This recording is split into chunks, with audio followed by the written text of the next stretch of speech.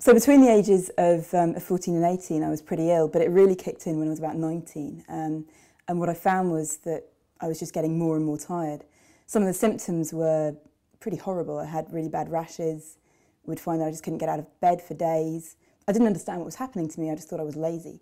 And I used to get really bad brain fog, which was horrible, but at the same time fairly funny, because I used to do ridiculous things like leave my pyjamas in the fridge and that kind of thing.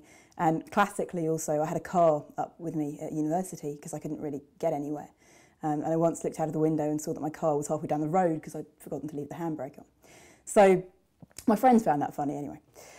But it was really, really a tough time. And by the time I got to about the second year of university, I was finding I couldn't make a kind of 5-minute round trip to the faculty building.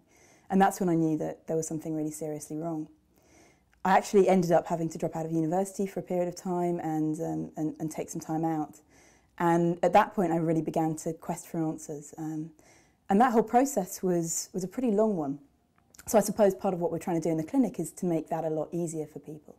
Because for me, it was a whole process of trying to understand what was going on, what ME was, because my doctor wasn't really giving me any answers, and also then beginning to look for what the possibilities were for helping myself to get well. And that was really about looking at every book that I could find and everything I could find online and seeing hundreds of people to try and find answers. Hi Jill, come in.